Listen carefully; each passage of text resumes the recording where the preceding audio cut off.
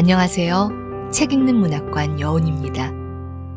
오늘 읽어드릴 책은 독립운동가 김구 선생이 쓴 백범일지입니다. 백범 김구는 한국 독립운동의 상징적인 존재로 독립운동하면 대한민국 임시정부를 생각하게 되고 대한민국 임시정부 하면 백범 김구를 떠올리게 되는데요. 그만큼 독립운동을 초지일관 전개하며 주도하였고 그 중심기관으로 널리 알려진 대한민국 임시정부를 이끌었지요.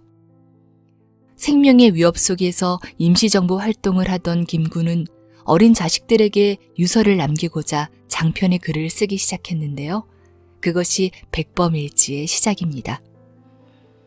일종의 유서였던 백범일지 상권은 1929년에 완성되었고 이어 1942년 백범일지 학원을 완성했으며 해방된 후 1947년 국사원에서 단행본 형태로 처음으로 백범일지가 출간되었습니다. 이후 김구 가족이 보관하고 있던 친필본이 그 모습 그대로 출간되면서 여러 곳에서 정본, 필사본 등 다양한 형태의 백범일지가 출간되었습니다. 저자 김구에 대해 설명을 드리자면 그는 1876년 황해도 해주에서 태어났고 본명은 김창수입니다. 서너 살 무렵 심한 천연두를 앓아 가까스로 목숨을 건졌고 통감과 사략, 병서를 즐겨 읽었다고 하죠. 15세에 정문제의 서당에서 본격적으로 한학 수업을 받고 조선 왕조 최후의 과거에 응시하였으나 뜻을 이루지 못했습니다. 동학과 위정척사사상, 의병운동 등에 참여했으며 1905년 을사늑약이 체결되자 나라를 살리고 새로운 세상을 만들기 위해 교육운동과 구국운동에 앞장섰습니다. 1911년 안학사건으로 15년형을 선고받았고 이때 독립에 대한 바람과 결심을 담아 호를 백범으로 했다고 하죠. 이후 몇 번의 감형을 통해 1915년 석방되었는데요. 1919년 3.1운동에 가담한 뒤 상해로 망명하여 임시정부 경무국장에 취임하였고 이후 임시정부 요직을 거치며 항일투쟁이 매진했습니다. 광복 후에는 임시정부 국무위원 일동과 함께 환국하여 신탁통치 반대와 통일정부 수립을 위해 힘썼고 남북협상을 추진했지만 성사되지는 못했는데요. 1949년 6월 26일 경교장에서 안두희가 쏜 총에 숨을 거두었습니다. 백범일지는 상편과 하편, 두 편과 일기 끝에 수록된 나의 소원으로 이루어져 있는데요. 상편에는 그의 지난 생활과 독립운동을 돌아보는 내용이 주로 담겨져 있으며 또한 김인과 김신 두 아들에게 편지를 보내는 형식으로 쓰여져 있습니다. 백범일지의 하편에는 그가 중심이 되어 만든 한인 애국단의 활동과 해방을 맞이할 때까지 이어진 독립운동에 대한 것이 기록되어 있죠. 그리고 나의 소원은 완전한 자주독립과 통일국가를 바라는 김구의 마음이 오롯이 담겨져 있는데요. 오늘 읽어드릴 부분은 백범일지 중 나의 소원 전문입니다. 독립운동가 김구 선생의 유서이자 자서전인 백범일지. 함께 읽어보시죠. 구독과 좋아요는 사랑입니다.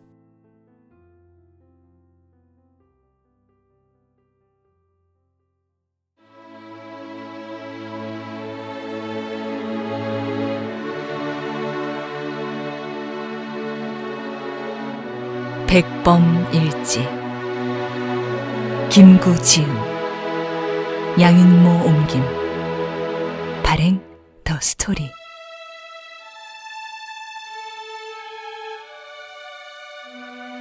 나의 소원 민족국가 네 소원이 무엇이냐 하고 하느님이 물으시면 나는 서슴지 않고 내 소원은 대한독립이요 하고 대답할 것이다. 그 다음 소원은 무엇이냐 하면 나는 또 우리나라의 독립이요 할 것이요.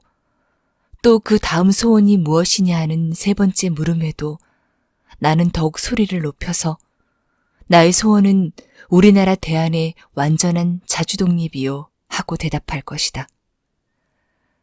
동포 여러분, 나 김구의 소원은 이것 하나밖에는 없다. 내 과거의 70평생을 이 소원을 위해 살아왔고, 현재에도 이 소원 때문에 살고 있고, 미래에도 나는 이 소원을 달하려고 살 것이다. 독립이 없는 백성으로 70평생의 서름과 부끄러움과 애탐을 받은 나에게는 세상에 가장 좋은 것이 완전하게 자주독립한 나라의 백성으로 살아보다가 죽는 일이다. 나는 일찍이 우리 독립정부의 문지기가 되기를 원하였거니와 그것은 우리나라가 독립국만 되면 나는 그 나라의 가장 미천한 자가 되어도 좋다는 뜻이다. 왜 그런가 하면 독립한 제 나라의 빈천이 남의 밑에 사는 부귀보다 기쁘고 영광스럽고 희망이 많기 때문이다. 옛날 일본에 갔던 박재상이 내 차라리 계림의 개 돼지가 될지언정 외양의 신하로 부귀를 누리지 않겠다 한 것이 그의 진정이었던 것을 나는 안다. 재상은 외양이 높은 벼슬과 많은 재물을 준다는 것을 물리치고 달게 죽음을 받았으니 그것은 차라리 내 나라의 귀신이 되리라 하면서였다. 근래 우리 동포 중에는 우리나라를 어느 큰 이웃나라의 연방에 편입하기를 소원하는 자가 있다 하니 나는 그 말에 차마 믿으려 아니하거니와 만일 진실로 그러한 자가 있다 하면 그는 제정신을 잃은 미친놈이라밖에 볼 길이 없다. 나는 공자, 석가, 예수의 도를 배웠고 그들을 성인으로 숭배하거니와 그들이 합하여서 세운 천당 극락이 있다 하더라도 그것이 우리 민족이 세운 나라가 아닐진데 우리 민족을 그 나라로 끌고 들어가지 아니할 것이다. 왜 그런가 하면 피와 역사를 같이 하는 민족이란 완연히 있는 것이어서 내 몸이 남의 몸이 못됨과 같이 이 민족이 저 민족이 될 수 없는 것은 마치 형제도 한 집에서 살기에 어려움이 있는 것과 같은 것이다. 둘 이상이 합하여서 하나가 되자면 하나는 높고 하나는 낮아서 하나는 위에 있어서 명령하고 하나는 밑에 있어서 복종하는 것이 근본 문제가 되는 것이다. 이에 대하여 일부 소위 좌익이 무리는 혈통의 조국을 부인하고 소위 사상의 조국을 운운하며 혈족의 동포를 무시하고 소위 사상의 동무와 프롤레타리아트의 국제적 계급을 주장하여 민족주의라면 마치 이미 진리권 외에 떨어진 생각인 것 같이 말하고 있다. 심히 어리석은 생각이다. 철학도 변하고 정치 경제의 학설도 일시적이거니와 민족의 혈통은 영구적이다. 일찍이 어느 민족 내에서나 혹은 종교로 혹은 학설로 혹은 경제적 정치적 이해의 충돌로 하여 두 파, 세 파로 갈려서 피로써 싸운 일이 없는 민족이 없거니와 지내어 놓고 보면 그것은 바람과 같이 지나가는 일시적인 것이요. 민족은 필경 바람잔 뒤에 초목 모양으로 뿌리와 가지를 서로 걸고 한 수풀을 이루어 살고 있다. 오늘날 소위 좌우익이라는 것도 결국 영원한 혈통의 바다에 일어나는 일시적인 풍파에 불과하다는 것을 잊어서는 아니 된다. 이 모양으로 모든 사상도 가고 신앙도 변한다. 그러나 혈통적인 민족만은 영원히 흥망성쇠의 공동 운명의 인연에 얽힌 한 몸으로 이 땅 위에 남는 것이다. 세계 인류가 니오 네오 없이 한 집이 되어 사는 것은 좋은 일이요.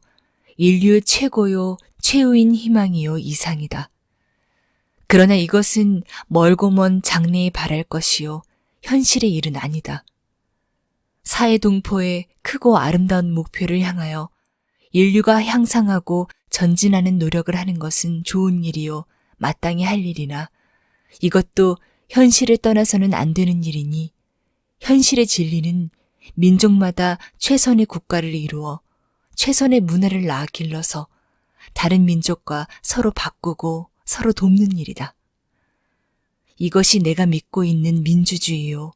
이것이 인류의 현 단계에서는 가장 확실한 진리다. 그러므로 우리 민족으로서 하여야 할 최고의 임무는 첫째로 남의 절제도 아니 받고 남에게 의뢰도 아니하는 완전한 자주독립의 나라를 세우는 일이다. 이것이 없이는 우리 민족의 생활을 보장할 수 없을 뿐더러 우리 민족의 정신력을 자유로 발휘하여 빛나는 문화를 세울 수가 없기 때문이다. 이렇게 완전한 자주독립의 나라를 세운 뒤에는 둘째로 이 지구상의 인류가 진정한 평화와 복락을 누릴 수 있는 사상을 낳아 그것을 먼저 우리나라에 실현하는 것이다. 나는 오늘날의 인류의 문화가 불완전함을 안다. 나라마다 안으로는 정치상, 경제상, 사회상으로 불평등, 불합리가 있고 밖으로 국제적으로는 나라와 나라의, 민족과 민족의 시기, 알력, 침략, 그리고 그 침략에 대한 보복으로 작고 큰 전쟁이 끊일 사이가 없어서 많은 생명과 재물을 희생하고도 좋은 일이 오는 것이 아니라 인심의 불안과 도덕의 타락은 갈수록 더하니 이래 가지고는 전쟁이 끊일 날이 없어 인류는 마침내 멸망하고 말 것이다. 그러므로 인류 세계에는 새로운 생활 원리의 발견과 실천이 필요하게 되었다. 이야말로 우리 민족이 담당한 천직이라고 믿는다. 이러함으로 우리 민족의 독립이란 결코 3천리 3천만의 일이 아니라 진실로 세계 전체의 운명에 관한 일이요. 그러므로 우리나라의 독립을 위하여 일하는 것이 곧 인류를 위하여 일하는 것이다. 만일 우리의 오늘날 형편이 초라한 것을 보고 자굴지심을 바라여 우리가 세우는 나라가 그처럼 위대한 일을 할 것을 의심한다면 그것은 스스로 모욕하는 일이다. 우리 민족의 지나간 역사가 빛나지 아니함이 아니라 그것은 아직 서곡이었다. 우리가 주연 배우로 세계 역사의 무대에 나서는 것은 오늘 이후다. 3천만의 우리 민족이 옛날의 그리스 민족이나 로마 민족이 한 일을 못한다고 생각할 수 있겠는가? 내가 원하는 우리 민족의 사업은 결코 세계를 무력으로 정복하거나 경제력으로 지배하는 것이 아니다. 오직 사랑의 문화, 평화의 문화로 우리 스스로 잘 살고 인류 전체가 의좋게 즐겁게 살도록 하는 일을 하자는 것이다. 어느 민족도 일찍이 그러한 일을 한 이가 없으니 그것은 공상이라고 하지 마라. 일찍이 아무도 한 자가 없기에 우리가 하자는 것이다. 이 큰 일은 하늘이 우리를 위하여 남겨놓으신 것임을 깨달을 때에 우리 민족은 비로소 제 길을 찾고 제 일을 알아본 것이다. 나는 우리나라의 청년 남녀가 모두 과거의 조그맣고 좁다란 생각을 버리고 우리 민족의 큰 사명에 눈을 떠서 제 마음을 닫고 제 힘을 기르기로 낙을 삼기를 바란다. 젊은 사람들이 모두 이 정신을 가지고 이 방향으로 힘을 쓸진데 30년이 못하여 우리 민족은 괄목상대하게 될 것을 나는 확신하는 바이다.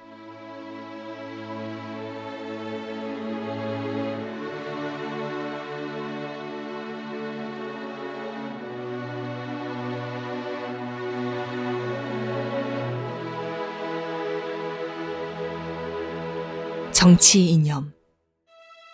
나의 정치 이념은 한마디로 표시하면 자유다. 우리가 세우는 나라는 자유의 나라라야 한다. 자유란 무엇인가? 절대로 각 개인이 제멋대로 사는 것을 자유라 하면 이것은 나라가 생기기 전이나 저 레닌의 말 모양으로 나라가 소멸된 뒤에나 있는 일이다. 국가 생활을 하는 인류에게는 이러한 무조건의 자유는 없다. 왜 그런가 하면 국가란 일종의 규범의 속박이기 때문이다. 국가 생활을 하는 우리를 속박하는 것은 법이다. 개인의 생활이 국법에 속박되는 것은 자유 있는 나라나 자유 없는 나라나 마찬가지다. 자유와 자유 아님이 갈리는 것은 개인의 자유를 속박하는 법이 어디서 오느냐 하는 데 달렸다. 자유 있는 나라의 법은 국민의 자유로운 의사에서 오고 자유 없는 나라의 법은 국민 중에 어떤 일개인 또는 일계급에서 온다. 일개인에서 오는 것을 전제 또는 독재라 하고 일계급에서 오는 것을 계급 독재라 하고 통칭 파쇼라고 한다. 나는 우리나라가 독재의 나라가 되기를 원치 아니한다. 독재의 나라에서는 정권에 참여하는 계급 하나를 제외하고는 다른 국민은 노예가 되고 마는 것이다. 독재 중에서 가장 무서운 독재는 어떤 주의, 즉 철학을 기초로 하는 계급 독재다. 군주나 기타 개인 독재자의 독재는 그 개인만 제거되면 그만이거니와 다수의 개인으로 조직된 한 계급이 독재의 주체일 때에는 이것을 제거하기는 심히 어려운 것이니 이러한 독재는 그보다도 큰 조직의 힘이거나 국제적 압력이 아니고는 깨뜨리기 어려운 것이다. 우리나라의 양반 정치도 일종의 계급 독재이거니와 이것은 수백 년 계속하였다. 이탈리아의 파시스트, 독일의 나치 일은 누구나 다 아는 일이다. 그러나 모든 계급 독재 중에도 가장 무서운 것은 철학을 기초로 한 계급 독재다. 수백 년 동안 이조 조선에 행하여 온 계급 독재는 유교, 그 중에도 주자학파의 철학을 기초로 한 것이어서 다만 정치에 있어서만 독재가 아니라 사상, 학문, 사회생활, 가정생활, 개인생활까지도 규정하는 독재였었다. 이 독재 정치 밑에서 우리 민족의 문화는 소멸되고 원기는 마멸된 것이었다. 주자학 이외의 학문은 발달하지 못하니 이 영향은 예술, 경제, 산업에까지 미쳤다. 우리나라가 망하고 민력이 쇠잔하게 된 가장 큰 원인이 실로 여기 있었다. 왜 그런가 하면 국민의 머릿속에 아무리 좋은 사상과 경륜이 생기더라도 그가 집권계급의 사람이 아닌 이상 또 그것이 사문난적이라는 범주밖에 나지 않는 이상 세상에 발표되지 못하기 때문이었다. 이 때문에 싹이 트려다가 눌려 죽은 새 사상, 싹도 트지 못하고 밟혀버린 경륜이 얼마나 많았을까. 언론의 자유가 얼마나 중요한 것임을 통감하지 아니할 수 없다. 오직 언론의 자유가 있는 나라에만 진보가 있는 것이다. 시방 공산당이 주장하는 소련식 민주주의란 것은 이러한 독재 정치 중에도 가장 철저한 것이어서 독재 정치의 모든 특징을 극단으로 발휘하고 있다. 즉, 헤겔에게서 받은 변증법, 포이에르바흐의 유물론 이 두 가지와 애덤 스미스의 노동가치론을 가미한 마르크스의 학설을 최후의 것으로 믿어 공산당과 소련의 법률과 군대와 경찰의 힘을 한데 모아서 마르크스의 학설에 1.1획이라도 반대는 고사하고 비판만 하는 것도 엄금하여 이에 위반하는 자는 죽음의 숙청으로서 대하니 이는 옛날에 조선의 사문난적에 대한 것 이상이라 만일 이러한 정치가 세계에 퍼진다면 전 인류의 사상은 마르크스주의 하나로 통일될 법도 하거니와 설사 그렇게 통일이 된다 하더라도 그것이 불행이 잘못된 이론일진데 그런 큰 인류의 불행은 없을 것이다. 그런데 마르크스 학설의 기초인 헤겔의 변증법 이론이란 것이 이미 여러 학자의 비판으로 말미암아 전면적 진리가 아닌 것이 알려지지 아니하였는가. 자연계의 변천이 변증법에 의하지 아니함은 뉴턴, 아인슈타인 등 모든 과학자들의 학설을 보아서 분명하다. 그러므로 어느 한 학설을 표준으로 하여서 국민의 사상을 속박하는 것은 어느 한 종교를 국교로 정하여서 국민의 신앙을 강제하는 것과 마찬가지로 옳지 아니한 일이다. 산에 한 가지 나무만 나지 아니하고 들에 한 가지 꽃만 피지 아니한다. 여러 가지 나무가 어울려서 위대한 삼림의 아름다움을 이루고 100가지 꽃이 섞여 피어서 봄들의 풍성한 경치를 이루는 것이다. 우리가 세우는 나라에는 유교도 성하고 불교도 예수교도 자유로 발달하고 또 철학을 보더라도 인류의 위대한 사상이 다 들어와서 꽃이 피고 열매를 맺게 할 것이니 이러하고야만 비로소 자유의 나라라 할 것이요. 이러한 자유의 나라에서만 인류의 가장 크고 가장 높은 문화가 발생할 것이다. 나는 노자의 무의를 그대로 믿는 자는 아니오니와 정치에 있어서 너무 인공을 가하는 것을 옳지 않게 생각하는 자이다. 대개 사람이란 전지전능할 수가 없고 학설이란 완전 무결할 수 없는 것이므로 한 사람의 생각, 한 학설의 원리로 국민을 통제하는 것은 일시속한 진보를 보이는 듯 하더라도 필경은 병통이 생겨서 그야말로 변증법적인 폭력의 혁명을 부르게 되는 것이다. 모든 생물에는 다 환경에 순응하여 저를 보존하는 본능이 있으므로 가장 좋은 길은 가만히 두는 것이다. 작은 꾀로 자주 건드리면 이익보다도 해가 많다. 개인 생활에 너무 잘게 간섭하는 것은 결코 좋은 정치가 아니다. 국민은 군대의 병정도 아니요, 감옥의 죄수도 아니다. 한 사람 또 몇 사람의 호령으로 끌고 가는 것이 극히 부자연하고 또 위태한 일인 것은 파시스트 이탈리아와 나치 독일이 불행하게도 가장 잘 증명하고 있지 아니한가. 미국은 이러한 독재국에 비교서는 심히 통일이 무력한 것 같고 일의 진행이 느린 듯하여도 그 결과로 보건대 가장 큰 힘을 발하고 있으니 이것은 그 나라의 민주주의 정치의 효과이다. 무슨 일을 의논할 때에 처음에는 백성들이 저마다 제 의견을 발표하여서 혼원효요하여 귀의할 바를 모르는 것 같지만 갑론을박으로 서로 토론하는 동안에 의견이 차차 정리되어서 마침내 두어 큰 진영으로 포섭되었다가 다시 다수결의 방법으로 한 결론에 달하여 국회의 결의가 되고 원수의 결재를 얻어 법률이 이루어지면 이에 국민의 의사가 결정되어 요지부동하게 되는 것이다. 이 모양으로 민주주의란 국민의 의사를 알아보는 한 절차 또는 방식이요, 그 내용은 아니다. 즉, 언론의 자유, 투표의 자유, 다수결의 복종, 이 세 가지가 곧 민주주의다. 국론, 즉 국민의 의사의 내용은 그때그때의 국민의 언론전으로 결정되는 것이어서 어느 개인이나 당파의 특정한 철학적 이론에 좌우되는 것이 아님이 미국식 민주주의의 특색이다. 다시 말하면 언론, 투표, 다수결 복종이라는 절차만 밟으면 어떠한 철학에 기초한 법률도 정책도 만들 수 있으니 이것을 제한하는 것은 오직 그 헌법의 조문뿐이다.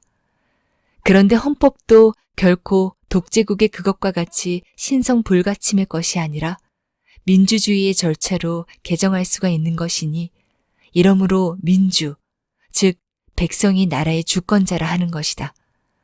이러한 나라에서 국론을 움직이려면 그 중에서 어떤 개인이나 당파를 움직여서 되지 아니하고 그 나라 국민의 의견을 움직여서 된다.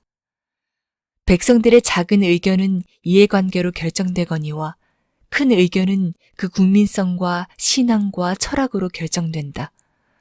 여기서 문화와 교육의 중요성이 생긴다. 국민성을 보존하는 것이나 수정하고 향상하는 것이 문화와 교육의 힘이요. 산업의 방향도 문화와 교육으로 결정됨이 큰 까닭이다. 교육이란 결코 생활의 기술을 가르치는 것만을 의미하는 것이 아니다. 교육의 기초가 되는 것은 우주와 인생과 정치에 대한 철학이다. 어떠한 철학의 기초 위에 어떠한 생활의 기술을 가르치는 것이 곧 국민교육이다. 그러므로 좋은 민주주의 정치는 좋은 교육에서 시작될 것이다. 건전한 철학의 기초 위에 서지 아니한 지식과 기술의 교육은 그 개인과 그를 포함한 국가에 해가 된다. 인류 전체를 보아도 그러하다. 이상에 말한 것으로 내 정치 이념이 대강 짐작될 것이다. 나는 어떠한 의미로든지 독재 정치를 배격한다. 나는 우리 동포를 향하여서 부르짖는다. 결코 독재 정치가 아니 되도록 조심하라고. 우리 동포 각 개인이 10분의 언론 자유를 누려서 국민 전체의 의견대로 되는 정치를 하는 나라를 건설하자고, 일부 당파나 어떤 한 계급의 철학으로 다른 다수를 강제함이 없고, 또 현재의 우리들의 이론으로 우리 자손의 사상과 신앙의 자유를 속박함이 없는 나라, 천지와 같이 넓고 자유로운 나라, 그러면서도 사랑의 덕과 법의 질서가 우주 자연의 법칙과 같이 준수되는 나라가 되도록 우리나라를 건설하자고. 그렇다고 나는 미국의 민주주의 제도를 그대로 직역하자는 것은 아니다. 다만 소련의 독재적인 민주주의에 대하여 미국의 언론 자유적인 민주주의를 비교하여서 그 가치를 판단하였을 뿐이다. 둘 중에서 하나를 택한다면 사상과 언론의 자유를 기초로 한 자를 취한다는 말이다. 나는 미국의 민주주의 정치 제도가 반드시 최후적인 완성된 것이라고는 생각지 아니한다. 인생의 어느 부분이나 다 그러함과 같이 정치 형태에 있어서도 무한한 창조적 진화가 있을 것이다. 그러나 우리나라와 같이 반만년 이래로 여러 가지 국가 형태를 경험한 나라에는 결점도 많으려니와 교묘하게 발달된 정치 제도도 없지 아니할 것이다. 가까이 이주 시대로 보더라도 홍문관, 사관원, 사원부 같은 것은 국민 중에 현인의 의사를 국정에 반영하는 제도로 멋있는 제도요. 과거 제도와 암행어사 같은 것도 연구할 만한 제도다. 역대의 정치 제도를 상고하면 반드시 쓸만한 것도 많으리라고 믿는다.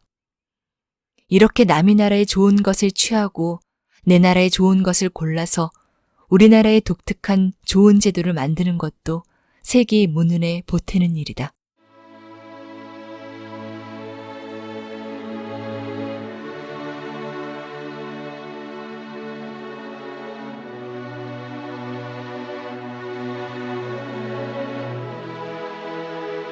내가 원하는 우리나라. 나는 우리나라가 세계에서 가장 아름다운 나라가 되기를 원한다. 가장 부강한 나라가 되기를 원하는 것은 아니다. 내가 남의 침략에 가슴이 아팠으니 내 나라가 남을 침략하는 것을 원치 아니한다. 우리의 부력은 우리의 생활을 풍족히 할 만하고 우리의 강력은 남의 침략을 막을 만하면 족하다. 오직 한없이 가지고 싶은 것은 높은 문화의 힘이다. 문화의 힘은 우리 자신을 행복하게 하고 나아가서 남에게 행복을 주겠기 때문이다. 지금 인류에게 부족한 것은 무력도 아니요 경제력도 아니다. 자연과학의 힘은 아무리 많아도 좋으나 인류 전체로 보면 현재의 자연과학만 가지고도 편안히 살아가기에 넉넉하다. 인류가 현재의 불행한 근본 이유는 인의가 부족하고 자비가 부족하고 사랑이 부족한 때문이다. 이 마음만 발달이 되면 현재의 물질력으로 20억이 다 편안히 살아갈 수 있을 것이다. 인류의 이 정신을 배양하는 것은 오직 문화이다. 나는 우리나라가 남의 것을 모방하는 나라가 되지 말고 이러한 높고 새로운 문화의 근원이 되고 목표가 되고 모범이 되기를 원한다. 그래서 진정한 세계의 평화가 우리나라에서 우리나라로 말미암아서 세계에 실현되기를 원한다. 홍익인간이라는 우리 국조 당군의 이상이 이것이라고 믿는다. 또 우리 민족의 재주와 정신과 과거의 단련이 사명을 달성하기에 넉넉하고 우리 국토의 위치와 기타의 지리적 조건이 그러하며 또 1차, 2차의 세계대전을 치른 인류의 요구가 그러하며 이러한 시대에 새로 나라를 고쳐 세우는 우리의 서 있는 시기가 그러하다고 믿는다. 우리 민족이 주연 배우로 세계 무대에 등장할 날이 눈앞에 보이지 아니하는가. 이 일을 하기 위하여 우리가 할 일은 사상의 자유를 확보하는 정치 양식의 건립과 국민 교육의 완비다. 내가 위에서 자유와 나라를 강조하고 교육의 중요성을 말한 것이 이 때문이다. 최고 문화건설의 사명을 다한 민족은 이러니 폐지하면 모두 성인을 만드는 데 있다. 대한 사람이라면 간대마다 신용을 받고 대접을 받아야 한다. 우리의 적이 우리를 누르고 있을 때에는 미워하고 분해하는 살벌 투쟁의 정신을 길렀었거니와 적은 이미 물러갔으니 우리는 증오의 투쟁을 벌이고 화합의 건설을 일삼을 때다. 집안이 불화하면 망하고 나라 안이 갈려서 싸우면 망한다. 동포 간의 증오와 투쟁은 망조다. 우리의 용모에서는 화기가 빛나야 한다. 우리 국토 안에는 언제나 춘풍이 태탕하여야 한다. 이것은 우리 국민 각자가 한번 마음을 고쳐먹음으로써 되고 그러한 정신의 교육으로 영속될 것이다. 최고 문화로 인류의 모범이 되기로 사명을 삼는 우리 민족의 각오는 이기적 개인주의자여서는 안 된다. 우리는 개인의 자유를 극도로 주장하되 그것은 저 짐승들과 같이 저마다 제 배를 채우기에 쓰는 자유가 아니요. 제 가족을, 제 이웃을, 제 국민을 잘 살게 하기에 쓰이는 자유다. 공원에 꽃을 꺾는 자유가 아니라 공원에 꽃을 심는 자유다. 우리는 남의 것을 빼앗거나 남의 덕을 입으려는 사람이 아니라 가족에게, 이웃에게, 동포에게 주는 것으로 낙을 삼는 사람이다. 우리말에 이른바 선비요 점잖은 사람이다. 그러므로 우리는 게으르지 않고 부지런하다. 사랑하는 처자를 가진 가장은 부지런할 수밖에 없다. 한없이 주기 위함이다. 힘든 일은 내가 앞서하니 사랑하는 동포를 아끼며 즐거운 것은 남에게 권하니 사랑하는 자를 위하기 때문이다. 우리 조상네가 좋아하던 인우지덕이라는 것이다.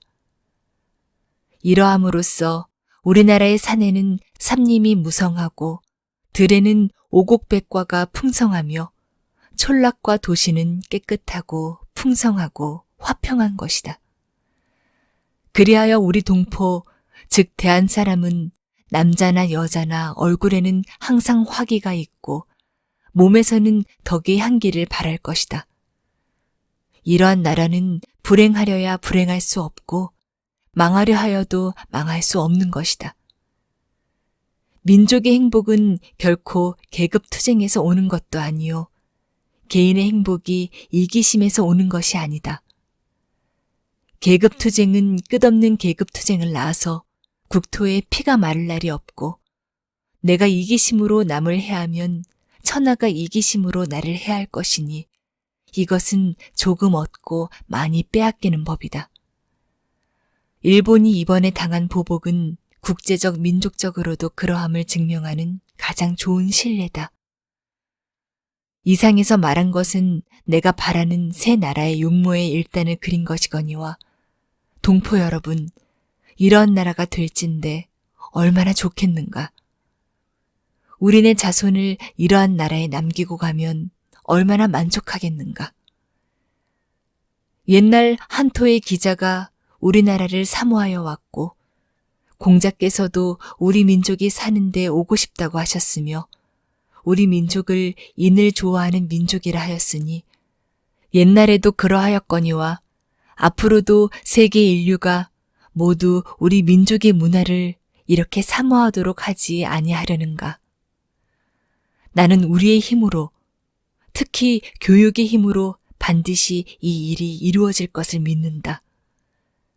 우리나라의 젊은 남녀가 다 이 마음을 가질진데 아니 이루어지고 어찌하랴. 나도 일찍 황해도에서 교육에 종사하였거니와 내가 교육에서 바라던 것이 이것이었다. 내 나이 이제 70이 넘었으니 직접 국민교육에 종사할 시일이 넉넉지 못하거니와 나는 천하의 교육자와 남녀 학도들이 한번 크게 마음을 고쳐먹기를 빌지 아니할 수 없다.